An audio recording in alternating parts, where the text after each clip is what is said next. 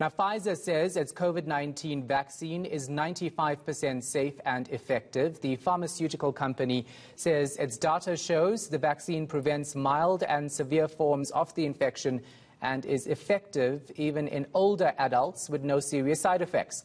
Pfizer is set to apply for emergency approval from the Food and Drug Administration. For more on this story, we're joined by Phionah Atu-hebwe, the Vaccines Introduction Officer for Africa at the World Health Organization. Phionah, thanks for your time. We appreciate it. So what do you make of this push to speed up the approval of COVID-19 vaccines? Is it wise? Thank you very much. I'm really not too sure about the push for speeding up the approvals because the guidelines are very clear. WHO will only validate vaccines that are shown to be safe and effective. Currently, we have over 210 vaccines that are at some stage of development, and of these, we have 48 candidate vaccines in human trial, about 10 of them in phase 3 trials and several others in phase 1 and phase 2. On the 25th of September, the World Health Organization released draft criteria for emergency use listing of the COVID-19 vaccines, and that document is publicly available for comments. And on the 2nd of October, the World Health Organization published a call for expressions of interest for manufacturers of the COVID-19 vaccines to apply for approval for emergency listing. And we're already in discussion with Pfizer, with Moderna, with AstraZeneca, and the fourth vaccine that we got to receive just recently. So really, the guidelines are very clear. There is nobody who can push this because the guidelines are very clear. Yeah. The manufacturers have already applied, and this will go ahead. Yeah. So obviously, you know that Pfizer applied for, and I'll say in inverted commas, emergency authorization of the coronavirus vaccine last week. But you're saying that that process is not going to be sped up at all, even though there's an emergency authorization that's put forward. No, the emergency authorization is a set of criteria that has been put in place for a vaccine to meet emergency authorization.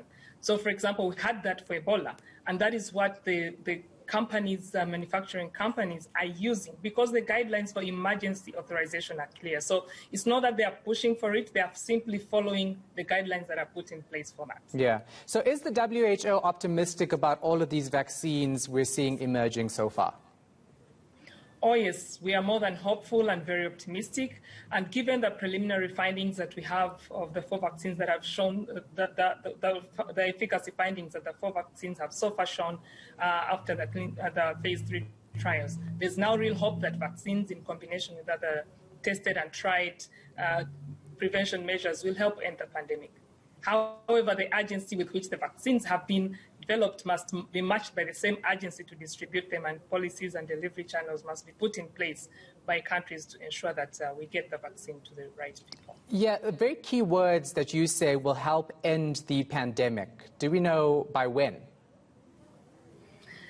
I wish I had an answer to that, but no, we don't know by when because we can only be optimistic on when the vaccine will get into people's lives. We are very aware that we shall not have enough of the vaccine doses. So the other prevention measures, the usual sanitizing, the social distancing, the masks must continue. So it's also in the hands of the public and populations to ensure that on top of the vaccine, which will not get to everybody, there will be priority groups, will be the rest, the populations don't get complacent. So it is all in our hands. It's up to us to decide when to end the pandemic. And of course, that idea and approach, that keep safe approach, comes into play now because we're looking at second waves across the world. What's that picture looking like through your research? Cases and deaths continue to grow. Last week, we had over 4 million cases that were reported to the World Health Organization, and that was the same the week before. And deaths have been increasing over the last 1 month with a record 67,000 deaths reported last week.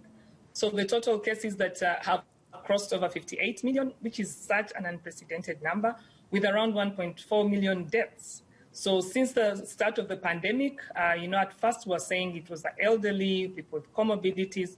But since the start and now continuously we are seeing, we've observed an increase in the proportion of younger people among the COVID-19 patients. So, and with women and men, much as they are equally affected globally, we have more men dying than women.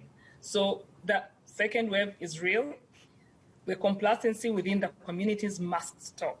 The countries must continue communicating and communicating and communicating, and we, the human beings who live in these countries, must take up these guidelines very seriously. All right, thank you so much for your time and your insight. We appreciate it. The WHO Vaccines and Introduction Medical Officer, Phionah Atu-hebwe.